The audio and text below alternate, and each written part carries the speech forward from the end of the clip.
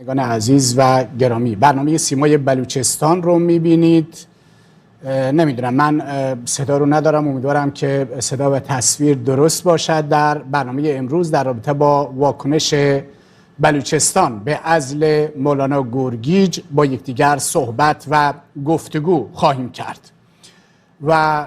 در این زمینه با مهمانان مختلف صحبت خواهیم کرد که وقتی که مولانا گورگیج دید که در آستانه ایام فاطمیه به عمر بن خطاب خلیفه دوم مسلمین توهین و اهانت می شود، به دنبال اون عکس العمل نشون داد و گفت توهین به عمر بن خطاب توهین به اهل بیت هست و این گونه آخوندها و آیت الله و مراجع تقلید خشمگین شدند و مولانا محمد حسین گورگیج رو از امامت جمعه آزاد شهر استان گلستان عزل کردند و این مسئله باعث خشم مردم اهل سنت در شمال، جنوب، شرق و غرب کشور شد که در این میان مردم بلوچستان و علما و اندیشمندان بلوچستان عکس العمل بیشتری نسبت به سایر مناطق داشتند. امروز در برنامه سیمای بلوچستان به این موضوع خواهیم پرداخت، اما قبل از اون گزیده ای از تحولات اخیر در بلوچستان رو با یکدیگر می‌بینیم و میشنویم.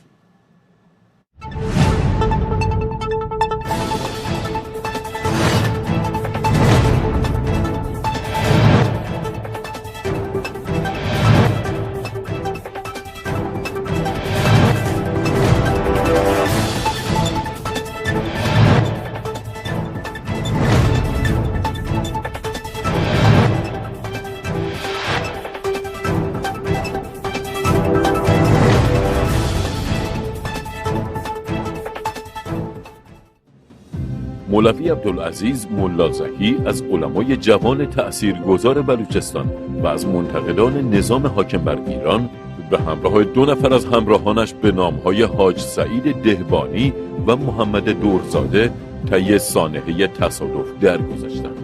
لازم به اشاره است که ایشان اخیراً از مواضع مولانا گورگیج حمایت کرده بودند و پیش از این نیز بارها در مورد مشکلات اهل سنت واکنش نشان داده بود. علمای بلوچستان به برکناری مولانا محمد حسین گورگیج از امامت جمعه واکنش نشان داده و آن را محکوم کردند. آنها با بیان اینکه مولانا محمد حسین گورگیج پرده از یک واقعیت تاریخی برداشته، تاکید کردند که وی مرتکب هیچ گونه توهینی نسبت به اهل بیت نشده است و خواهان برخورد با مداحان و روحانیونی شدند که به مقدسات اهل سنت توهین می‌کنند. به گزارش رسانک، مولوی محمد الیاس اسماعیل زهی امام جمعه منطقه دومگ از توابع شهرستان زاهدان نسبت به تخریب مسجد اهل سنت و برخی منازل مسکونی شهروندان و بلوچ در منطقه چشمه این شهرستان انتقاد کرد. لازم به ذکر است که 17 آذر ماه 1400 نیروهای امنیتی و نظامی در زاهدان با یورش به منطقه چشمه علاوه بر اینکه مسجد حضرت بلال این منطقه بسیاری از منازل مسکونی شهروندان و بلوچ را نیز تخریب کردند. همچنین گزارش شده است که سحرگاه روز دوشنبه 29 آذر ماه 1400 یورش نیروهای نظامی و امنیتی برای تخریب منازل مسکونی شهروندان بلوچ در خیابان پیربخش منطقه شیرآباد شهر زاهدان منجر به درگیری با مردم شده است. معین الدین سعیدی نماینده مردم چابهار در مجلس در واکنش به لایحه بودجه ارائه شده از سوی دولت به مجلس برای سال 1401 از بی‌عدالتی بودجه بندی سازمان برنامه و بودجه انتقاد کرد. سعیدی گفته است که اختصاص 1000 میلیارد تومان برای مصلی تهران در حالی است که 4 شهرستان در سواحل بلوچستان بدون یک تخت بیمارستانی هستند. به گزارش کمپین فعالین بلوچ بامداد 28 آذر ماه 1400 حکم اعدام 2 زندانی بلوچ به نامهای نعیم شهبخش فرزند صالح محمد و عبدالخالق سالارزهی فرزند غلام نبی اهل روستای کلاهور شهرستان تفتان در زندان شیراز اجرا شده است. به گزارش حالوش طی یک ماه گذشته حکم اعدام 2 تن از زندانیان بلوچ در زندان مرکزی ظاهران به صورت مخفیانه توسط مسئولان زندان اجرا شده است که در خبرگزاری‌ها منتشر نشده است. حالوش هویت این زندانیان را محمد علیزاده حدود 55 ساله و مهدی جهانی 36 ساله عنوان کرده است.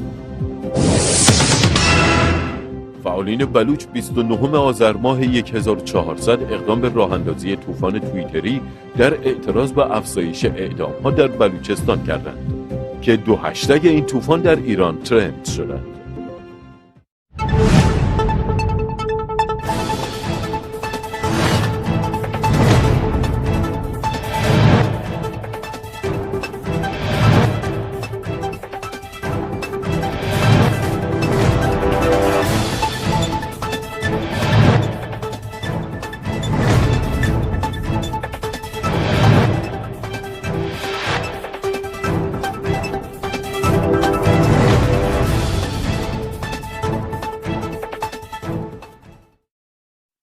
با عرض سلام مجدد خدمت شما بینندگان عزیز و گرامی.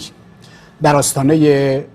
دهه فاطمیه مولانا محمد حسین گرگیج به خاطر اهانت‌هایی که به خلیفه دوم عمر بن خطاب رضی الله تعالی عنه صورت گرفته، ایشون در نماز جمعه در رابطه با فضایل خلفای راشدین و اینکه اهل بیت و خلفای راشدین با همدیگر دوست و همراه بودند و هر گونه توهین به خلفای راشدین برمیگردد و اهل بیت پیامبر اکرم صلی الله علیه و سلم رو زیر سوال میبرد،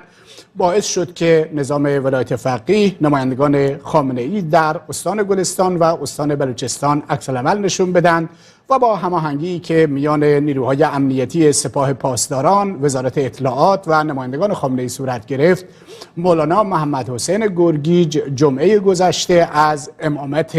جمعه آزادشهر عزل شد که باعث تجمع مردم در آزادشهر و گالیکش شد و در بلوچستان علما و مدارس دینی و مراکز دینی عکس‌العمل‌های شدیدی به این موضوع نشان دادند. اون چه که در عکس‌العمل‌های علما و اندیشمندان اهل سنت در 10 روز گذشته ما شاهدش بودیم یا 10-12 روز گذشته ما شاهدش بودیم، تأکید بر 2 نکته بود. یکی این که در سخنان مولانا محمد حسین گرگیج هیچ توهینی نسبت به اهل بیت پیامبر اکرم صلی الله علیه و آله و سلم وجود ندارد و نکته دومی که علما و فعالان سیاسی و مذهبی رویش تاکید داشتند این بود که برکناری مولانا گرگیج قانونی نیست، برخلاف قانون اساسی است. مولانا گرگیج در چارچوب قانون اساسی به بیان اعتقادات و اندیشه‌های اهل سنت و استدلال منطقی و تاریخی برای این موضوع پرداخته. بازتاب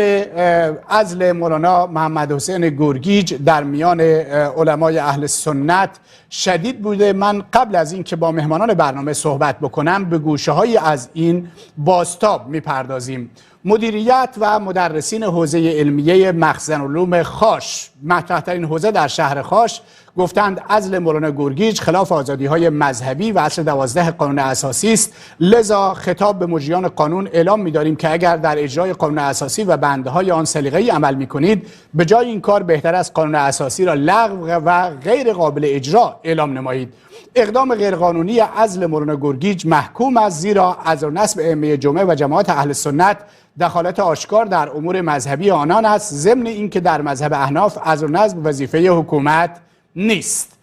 و اساتید حوزه علمیه فاروقیه گالیکش گفتند عزل شبانه و ناگهانی مولانا گرگیج جامعه اهل سنت ایران و خصوصا اهل سنت استان گلستان را به حیرت انداخت. عزل مولانا گرگیج حفظه الله از امامت جمعه حکمی غیرقانونی و غیر کارشناسی است. و جامعه مدرسین و طلاب علوم گشت که از کهن‌ترین مدارس در بلوچستان هست، جامعه مدرسین و طلاب علوم گشت برکناری ایشان را مغایر با قانون اساسی دانسته و آن را نوعی دخالت در امور مذهبی اهل سنت و سلب آزادی آنها قلمداد می‌کند و نگرانی شدید خویش را از این بابت اظهار می‌دارد. مدیریت و جامعه مدرسین جامعه الحرمین الشریفین چابهار، مسئولان زیرربط در مورد عزل مولانا گرگیج تجدید نظر فرمایند و در عزل و نصب ائمه جمعه و جماعات نظر علمای شاخص اهل سنت و عامه مردم و نمازگزاران رو محترم بشمارند. نامه ای که اساتید و مدرسان دارالعلوم زاهدان نوشتند، این اقدام و عزل بیگمان موجب نگرانی، ناامیدی و یأس آحاد مردم ما شده است، به دلیل اینکه در این کشور بعضی اقدامات را یک بام و دو هوا می‌بینیم. مولوی اصغر کوهی، نماز جمعه پشامک سرباز، مولانا گرگیج در سخنان هفته گذشته خود به نکته‌های ظریف اشاره کرده است که بیانگر محبت و حمایت از اهل بیت است و در سخنان ایشون هیچ گونه توهینی نسبت به اهل بیت نبوده است. اصلا علمای اهل سنت اهانت هیچ کسی را روا نمی‌دارند، چه برسد به اهل بیت. مولوی عبدالعزیز ملازهی در نماز جمعه کهیر کنارک که ایشون متاسفانه در همین هفته در یک تصادف که بعضیا ساختگی میدونن دار فانی رو ودا گفت، خدا رحمتش کند. ایشون میفرماید که قطعا سخنان مولانا گرگیج توهین آمیز نبوده است. ایشان عقیده خود را بیان کرده. اگر کسی اهل سنت را متهم کند که به اهل بیت توهین میکند، میگوییم هرگز برچسب اهانت و بی‌حرمتی به اهل بیت به ما نمیچسبد، زیرا ما توهین به اهل بیت را کفر میدانیم و آن را مردود میدانیم. مولانا عبدالرشید شهبخش در نماز جمعه زابل مسائلی که جمعه گذشته مولانا محمد حسین گرگیج در نماز جمعه آزاد شهر مطرح کرد و افرادی با تحریف و تحریک آشوبی درست کردند، هرگز حاوی توهین به اهل بیت رضی الله عنهم نبود. صحبت‌های ایشون رو بنده و برخی دیگر از علما شنیدیم. ما در صحبت‌های ایشون اهانتی نسبت به خاندان پیامبر صلی الله علیه و سلم مشاهده نکردیم. مولانا عبدالصمد ساداتی در نماز جمعه سراوان هرگز امام جمعه اهل سنت آزاد شهر قصد اهانت نداشته است و عقیده ایشان نسبت به اهل بیت همان عقیده اهل سنت است. ایشان بعد از سخنان روز جمعه متعاقباً در بیانیه قاطعانه قصد اهانت را رد کرده و محبت خود نسبت به اهل بیت را ابراز داشته است. مولانا عبدالکریم حسینپور در مراسم نماز جمعه گشت، ما همه اهل سنت و جماعت حمایت خود را از جناب مولانا گرگیج اعلام می‌کنیم و ما باید پشتیبان ایشان باشیم، زیرا ایشان نه به اهل بیت رسول الله صلی الله علیه و سلم توهین کرده است و نه به صحابه، بلکه کسی که به اهل بیت و صحابه توهین کند ما او را سنی نمی‌دانیم. مولانا محمد طیب ملازایی در مراسم نماز جمعه ایران شهر باز هم در واقع همین موضوع رو مطرح کرده و مولانا عبدالغفار نقشبندی در نماز جمعه راست که سرباز گفتین اگر این افراد هدفشان حذف مولانا است، بدانند که ایشان حذف شدنی نیستند. جامعه اهل سنت بخصوص جوانان بلوچ هرگز خدمات و جانفشانی های ایشان را فراموش نمی کنند. خب عکس العمل ها زیاد هستند. ممنون و متشکر اتاق فرمان که این صحبت ها رو داشتیم در رابطه با این موضوع برنامه. آقای دکتر عبدالرحمن دیجی عضو هیئت علمی دانشگاه در ترکیه و آقای مهندس رحیم بندویی از حزب مردم بلوچستان از لندن ما رو همراهی میکنند. عرض سلام دارم خدمت هر دو مهمان و تشکر از این که برنامه ما رو پذیرفتید و در این برنامه شرکت کردید. اجازه میخوام صحبت های با آقای بندویی آغاز بکنم. آقای بندویی، شما عکس العمل ها و واکنش های علما، مدارس دینی، ائمه جمعه اهل سنت رو در بلوچستان شنیدید. البته به اینها اکتفا نشده، از سراسر کشور، از کردستان، از شمال، از جنوب، شرق، غرب، همه جا ما عکس العمل داشتیم. تحلیل شما رو در رابطه با این عزل مولانا محمد حسین گرگیج میشنویم و اینکه چرا ایشون رو عزل کردند اصولا. با عرض سلام خدمت شما مهمان گرامی و بینندگان گرامی. ببینید، حذف فیزیکی و حذف جایگاه سیاسی اجتماعی فعالان سیاسی ضد جمهوری اسلامی و بخصوص از نظر مذهبی با توجه به که رژیم حاکمی رژیم مذهبی است، آنهایی که عقاید مذهبی متفاوت با حاکمان دارند همیشه در دستور کار بوده است. به همین دلیل می‌بینیم که و فرق هم نمی‌کنه از این دو تا جناح مطرحی که الان ما در ایران داریم، چه به اصلاح طلبان باشند و چه اصولگرایان، خط مشیشون دقیقاً یکی هست. انتظار این بود با توجه به اینکه به هر حال اهل سنت بلوچستان و اهل سنت حداقل ترکمان صحرا در ارتباط با رأی دادن با آقای رئیسی نقش بسیار تعیین کننده ای داشتن. انتظار این بود که در واقع در همچنین شرایطی ایشانی که به اصطلاح برای رفع و رجوع مشکلات جامعه ایران که بیش از 40 سال است با هم دست به گریبان هستند اندکی متفاوت تر می بود نسبت به جناح‌های حاکم در پیش. ولی می‌بینیم که متاسفانه فرق نمی‌کنه، همیشه دروازه به همون به قول معروف نعل میچرخد. متاسفانه دقیقاً نکته همینجاست که این حکومت ها با توجه به اینکه توان تحمل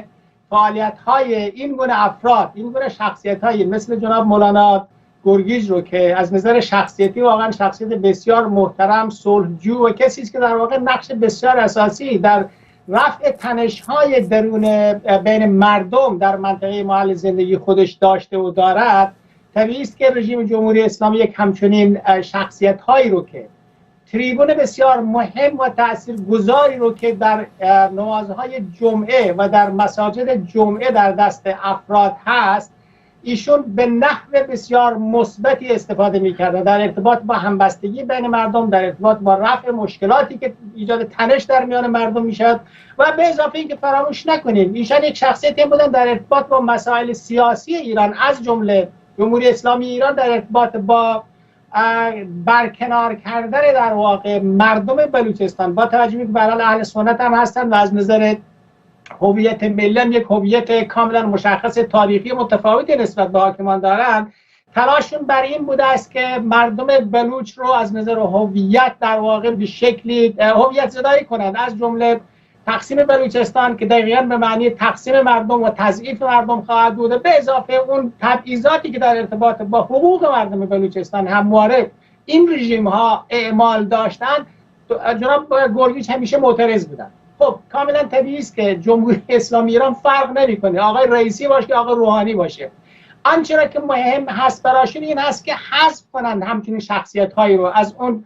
جایگاه سیاسی و جایگاه اجتماعی و اون به هر حال جایگاه عقیدتی که دارند. به همین دلیل می‌بینیم که خیلی راحت و خیلی ساده به شکل یک عملی هم که الان شما اشاره داشتید به مسئله اعمال به قول معروف فراقانونی تصمیم‌های جمهوری اسلامی، سران جمهوری اسلامی در مناطقی مثل بلوچستان و در میان کل مردم اهل سنت و دیگر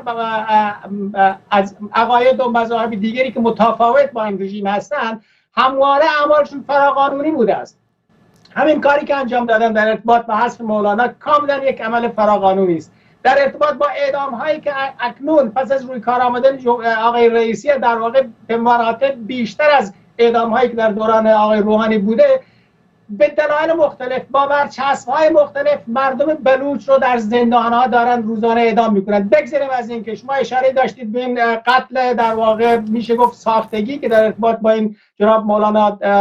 عبدالعزیز اشاره داشتید. همه این گونه حرکات نشان بر این دارد که جمهوری اسلامی ایران توسط افراد امنیتی و نظامی خودش که متاسفانه جایگاه‌هایی مثل بلوچستان و یا برای آنجایی که عمدتاً اهل سنت هم هستند کاملا پادگان‌های نظامی هستند که در واقع دارن حکومت میکنند بر مردم، دست به این گونه شرارت‌ها، دست به این گونه حذفیات، دست به این گونه تخریب‌ها، حتی تخریب منازل مردم که شاهد بودیم که هفته گذشته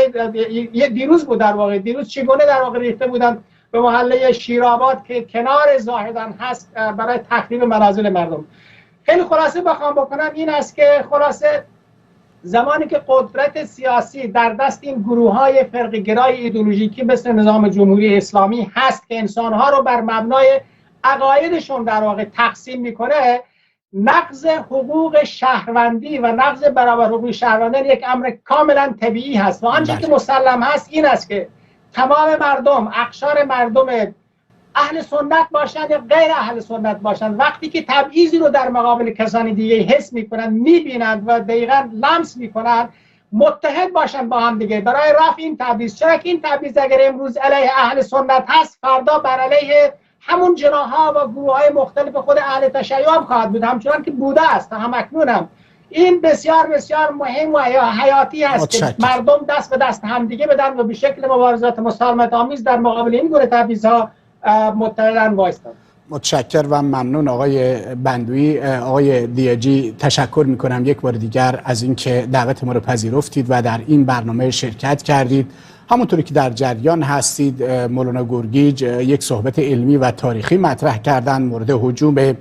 نیروهای ولایت فقیه، نیروهای امنیتی و نمایندگان خامنه‌ای در بلوچستان آیت الله مهامی و نماینده بلوچستان در گلستان آیت الله نور مفیدی قرار گرفتن. در جمعه گذشته به مولانا اجازه ندادند که به مسجد جامع آزاد شهر بره نماز جمعه رو برگزار بکنه. مردم که دیر مطلع شدن به خانه مولانا هجوم بردن، مولانا رو به مسجد گالیکش بردن و در اونجا مولانا صحبت‌هایی رو مطرح کرد. من امروز صحبتی داشتم با برخی از فعالان مذهبی و سیاسی در استان گلستان. گفتند فضا بسیار متشنج هست. مردم گفتند ما پشت سر این مولوی جدیدی رو که دولت اعلام کرده حاضر نیستیم نماز بخونیم. مولانا گرگیج هر کجا نماز بخونه ما در این هفته پیش رو یعنی 2 روز بعد اونجا نماز میخونیم. فضا متشنج هست و در واقع احتمال اینکه اونجا تنشی ایجاد بشه بالا به نظر میرسد. دیدگاه شما رو در رابطه با این موضوع پیش آمده میشنویم. بله، منم ابتدا تشکر میکنم از اینکه حقی رو دعوت کردید و مثل شما به عنوان یکی از اعضای اهل سنت ایران من هم در شگفتم، همین که متاثر میشم وقتی این خبرها رو میشنوم و من با اینکه از نزدیک هیچ افتخار دیدن مولانا گرگیج رو نداشتم، ولی خب شهر ما نزدیک همون که گنبد میشه با محل اقامت ایشان که آذرشهر فاصله زیادی نداره، اما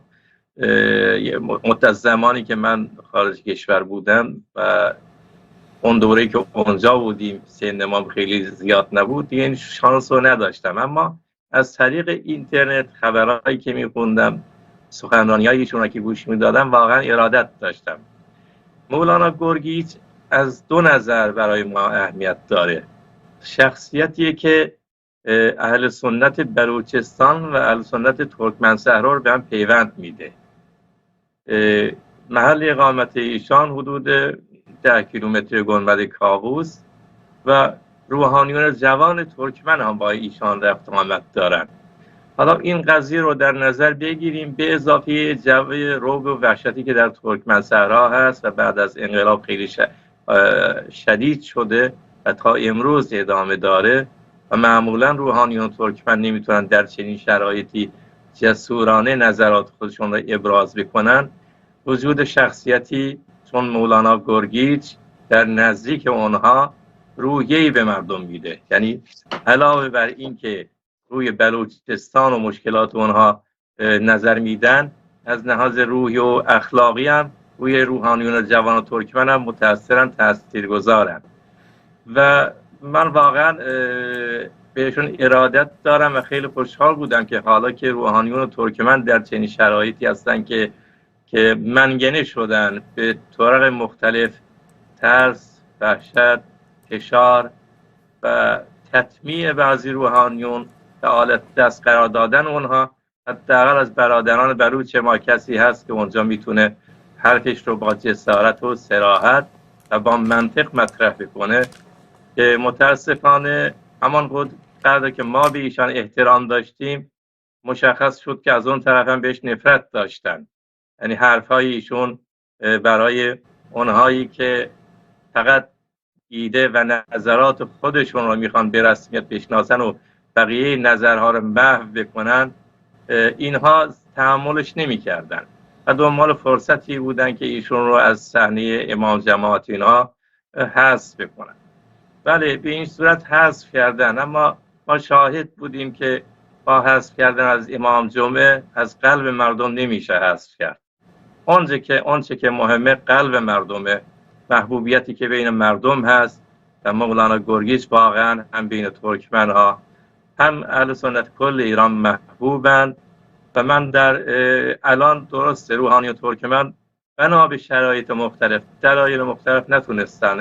حمایتی بکنن. حتی بعضی روحانیون که معمولا جوانتر و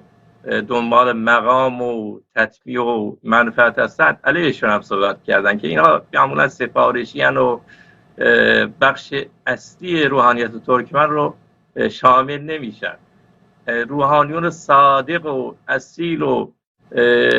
خوب ترکمن ساکت نشستن در گوش و کنارها و اونایی که دنبال مقام و منصب و فرصت طلبی هستن در این شرایط خودشون رو وسیله قرار میدن که نظرات حکومت رو به اون طریق اونها میخوان منعکس بکنن. اما مردم ترکمن صحرا، جوانان ترکمن صحرا در پیام هایی که در اینترنت رد و بدل میشه، در نوشته ها، کلا نگرانیشون رو نشون دادن و واقعا متاثر شدن و از این نظر مطمئن باشن که برادران ترکمنی ها قلباً روحاً پشت این هاست، حامی آقای گرگیچ، مولانا گرجی، استاد گرگیچ هستن و از اون طرف هم به هر حال رژیم هم کار بسیار اشتباهی میکنه، روز به روز کاری میکنه که مردم ازش بیشتر جدا بشن. در این 40 سال اهل سنت رو که کنار راندن، جایگاهی نداره در مناصب دولت ایران و اما امروز میبینیم که همین حداقلایی هم که مانده میخوان از اهل سنت بگیرن و کلا اینا اساس ایدئولوژیشون بر اساس تشیع است. اونم قشر خاصی از تشیع، حالا استاد مای بندویی هم توضیح دادن، اینها حتی خیلی از تشیع را هم تحمل نمی کنن. اما اون عقیده خاصی که خودشون دارن همه چیز ایران رو، اقتصاد ایران رو، مردم ایران رو، همه چیز رو فدای همون تبلیغات شیعه خاص خودشون کردن و متاسفانه به این صورت هم مردم ترکمن رو، هم بلوچ رو، هم کل ایران رو دارن از خودشون دل شکسته میکنن که عواقب خوبی هم در نظام نخواهد داشت. متشکرم. ممنون آقای دیجی. البته همچنان همراه ما بمونید، صحبت خواهیم کرد. آقای بندویی، شما در صحبتاتون اشاره داشتید که به هر حال تعدادی از اهل سنت در این انتخابات گذشته به عنوان شورای راهبردی که به هر حال بعضی از شخصیت‌های دینی و مذهبی اهل سنت هم حضور داشتند با آقای رئیسی رأی دادند، اما به نظر می‌رسد که فضا برای اهل سنت بعد از روی کار آمدن رئیسی به مراتب تنگتر شده. ما در همین 2 هفته گذشته شاهد عزل یک امام جمعه در بندر لنگه بودیم، آقای بهجت، و یک امام جمعه حکومتی رو جانشین ایشون کردن. در چند ماه گذشته شاهد این بودیم که در سوران از توابع سراوان و در اونجا یک امام جمعه رو عزل کردند، امام جمعه دیگه‌ای گذاشتند، اما خب اونها چون سطحشون مقداری پایین‌تر بود خیلی رسانه‌ای نشدند و سر و صدایی به پا نخواست. الان هم مولانا گرگیج عزل شده و برکنار شده و در میان فعالان مذهبی اهل سنت این زمزمه داره رد و بدل میشه در فضاهای مجازی، در گفتگوها که احتمالاً فرد بعدی مولانا عبدالحمید و بعضی دیگر از شخصیت‌های مذهبی اهل سنت باشند. ما در اطلاع داشتیم که در واقع در زاهدان علمای اهل سنت جلسه‌ای تشکیل دادن، نامه‌های مختلفی به مهامی نماینده خامنه‌ای در بلوچستان نوشتن، به نور مفیدی نامه‌هایی نوشتن و به خامنه‌ای و به رئیسی و خواهان این شدند که دولت دست از این کارش برداره. به نظر میرسد و فعالان مدنی بیانیه دادند که پس فردا روز جمعه هم ائمه جمعه در سراسر کشور، ائمه جمعه اهل سنت در برابر این عزل غیرقانونی عکس العمل نشون بدن، هم مردم به نحوی در نماز جمعه اعتراضشون رو با صحبت کردن، با شعار دادن، با نشستن در داخل مسجد اعتراضشون رو نشون بدن. شما فکر میکنید این اعتراضات پاسخ خواهند داد و نظام مولانا گرگیج رو به جایگاه خودش برخواهد گرداند یا نه فشارها همچنان ادامه پیدا خواهند کرد و چه بسا تبدیل به یک تنش جدی در جامعه بشه؟ ببینید، از اینکه این گونه حکومت‌ها در مقابل اعتراضات مردم به شکل مدنی کمتر عکس العمل نشون میدن شکی نیست، به دلیل اینکه اینا همواره اتکایشون به اون گلوله‌های تفنگی است که در دست تفنگداران خودشون دارن و بعضا هم به قول معروف آتش به اختیاران خودشون دارن. اما در تمام جهان این ثابت شده است که در مقابل خیزش مردم و وقتی که این مردم به شکل جمعی و به شکل سازمانی یافته برخیزند، حتی بمب اتمی همون توان رو نداره که اینا رو نگه داره. بنابراین اگر چنانچه این اعتراضات در مقابل این گونه اجحافات با توجه به اینکه برای زمینه‌های قانونی و مدنی هم فراهم هست برای اینکه بتونن به شکل مدنی مبارزات مسالمت آمیز خودشون رو در اعتراض به برکناری مولانا گرگیج و همچنین به هر حال تبعیضات دیگه که شما اسامی چند نفر دیگر رو هم بردید، این میتونه نتیجه بده، به شرط اینکه اگر چنانچه این اعتراضات به شکل پیوسته و همبسته واقعا بتونه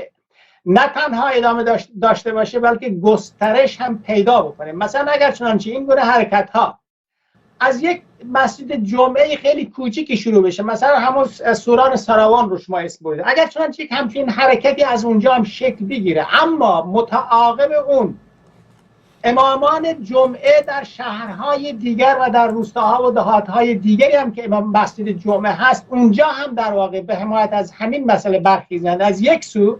و از سوی دیگر تمامی اون فعالان سیاسی و مدنی نیروهای دموکراتی که خودشون رو به عنوان مبارزان عقیدتی نمیدونن، به عنوان مبارزات به هر حال سیاسی و اجتماعی میدونن، اونها هم بپیوندن در این گونه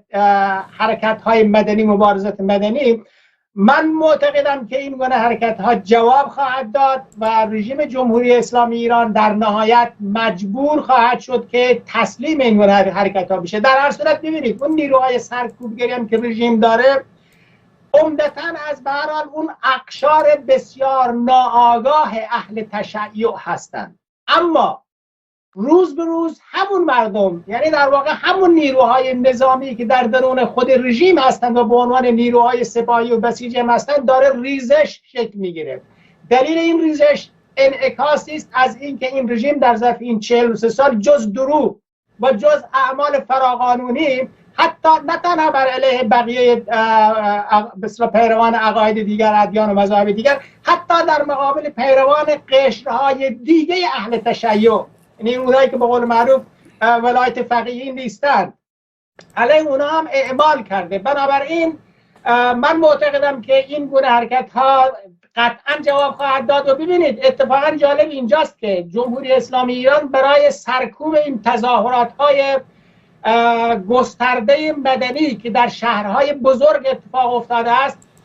به دلیل عدم اعتمادی که به نیروهای سرکوبگر درون خودش داره،